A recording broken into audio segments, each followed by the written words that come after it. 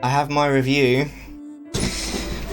So, I have to admit, I've never really seen Final Fantasy X as a JRPG, even though that's exactly what it is. Primarily because I don't really like to play JRPGs, as I don't appreciate a lot of the tropes that usually come with them. I'm not a fan of the mega long form stories that usually take 100 hours plus, the super arbitrary levelling system, the generic monsters, and the storylines more complex than life itself. I know I'm generalising, but I'm doing so to make a point, because Final Fantasy X manages to avoid pretty much all of these. Although the large number of characters can sometimes feel a lot, because in large part to the writing and the voice acting, which was new to this series with this game, I never felt Final Fantasy X had too many. The story itself only costs the player 35 to 40 hours, unless one wants to delve into the optional content of the game. The sphere grid helps in large part to remove the arbitrary feeling of levelling up, and overall the world and all of its monsters and inhabitants are so beautiful and immersive that all of these usual caveats went out immediately out of the window on my first playthrough. The gameplay is mostly smooth, using random encounters that are a staple trope of RPGs until more recent years. But what is different with Final Fantasy X was the turn-based combat rather than time-based combat present in most other Final Fantasy games both before and since. This switched the focus of combat from something generally skill-based in that it required quick thinking and quick fingers to something a lot more strategy-based. This frustrated a lot of Final Fantasy fans, but as someone who was introduced to the Final Fantasy games with this game, it's never really bothered me in the slightest, and I'd actually go so far to say, of all the Final Fantasy games that I've played since, this is probably the one with the best combat system and level up system. The turn-based nature of the combat gives the player ample time to learn and understand mechanics, while the sphere grid is intuitive and overall a very simple but visual way of seeing your characters progress. The potential for non-linear progression across the sphere grid is also very exciting, and even slightly overwhelming for a new player. But I use the word potential because although the sphere grid presents itself in as a very blank slate, until each character has reached the end of their own grid, there is very little real reason for anyone to stray from that character's set path until the end. What I'm trying to say is that until the character has reached the end of their own sphere grid and can decide where to branch next, the grid only really gives the illusion of choice, as the player is essentially funneled into completing that character's own part of the grid. Visually, the game is absolutely stunning. Notably, this playthrough has been the version that was remastered for the PlayStation 3, although I'm playing it on PC. Sure, the remaster has smoothed a few rough edges, but when considering that the original was a PS2 title, it's hard not to be impressed. The game uses a clever mixture of real-time cutscenes and pre-rendered videos that really impressed me when I originally played the game at the age of 16. The pre-rendered cutscenes in particular are totally mind-blowing, especially the longer ones, and the 3D environments that have been created for the player to explore are so varied and pretty, with the backgrounds to the random encounters reflecting your exact location in the game rather than just a generic image depending on your biome that you're in. It really helps you to fully immerse the player in the world of Spira. The only real big problem I ever had with the visuals of the game was the walking animations. Tidus especially looks like he's walking around wearing a dirty nappy or something, and the way Yuna swings her arms makes her look like an old lady running to pick her grandson up after he's just fallen in a puddle or something. Visually, this is the only thing that has ever really gotten even close to successfully breaking my immersion.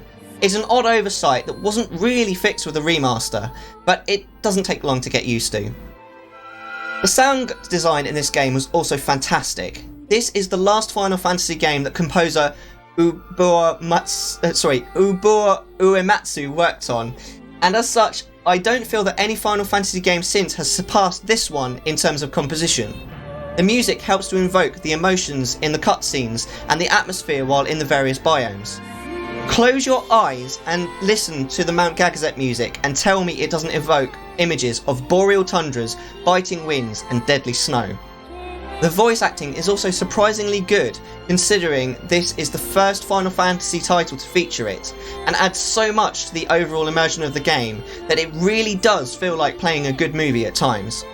Some people mock the voice acting in Final Fantasy X because of a small handful of moments that might be slightly off-timed or with a slightly confusing tonal shift.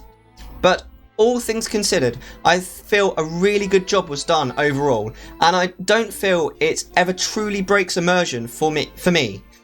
Don't even get me started on the fake laughing scene in Luca. That scene is so cringy, but it's supposed to be cringy. People who take that moment out of context and say that the voice acting in Final Fantasy X is bad are objectively wrong.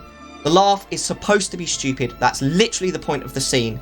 It really adds to the characterization of Tidus and Yuna, with them trying essentially to cheer each other up and Tidus basically making an idiot out of himself, much to Yuna's genuine embarrassment and amusement. Again, overall, the main story is damn near perfect, with a fantastic overarching story and a small smattering of gut-wrenching twists that genuinely come as a shock to the player, thanks largely to the fact that the main character is literally from a different world.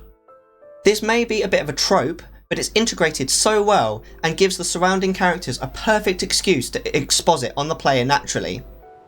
The characters are all fleshed out very well to a point where you genuinely care so much about them towards the end of the game that the final cutscene can actually be quite difficult to watch.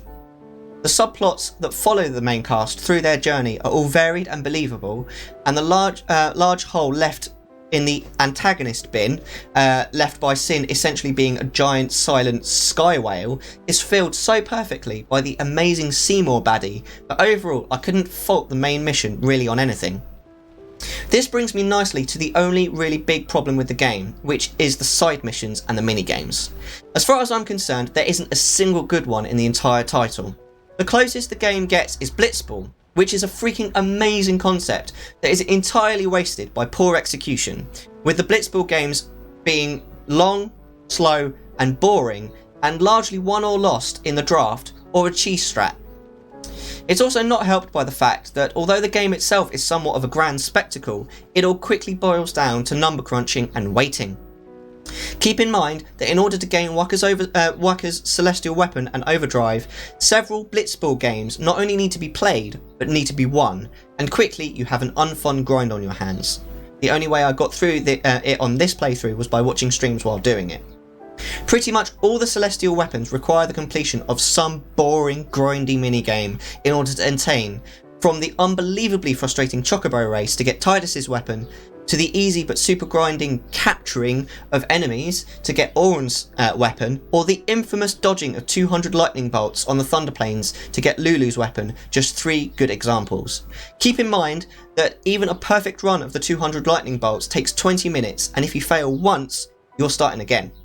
There is no skill in this task, only patience, undivided attention, and a small amount of luck. It's dumb, it's boring, it's super frustrating, and it doesn't belong in a video game. But it's not that hard to forgive the game for this one pretty major transgression, however, as none of this content is mandatory, and there are other less frustrating ways to attain powerful weapons that are more than a match for the final story bosses. For me, the first time I played through the game, I defeated Yunalesca at around 30 to 35 hours in, but once I had the airship in my possession, I just didn't want to leave Spira, and I completed a fair amount of the bonus material, though not all of it by a long road, before finally rocking up to Sin somewhere around the 80-hour mark.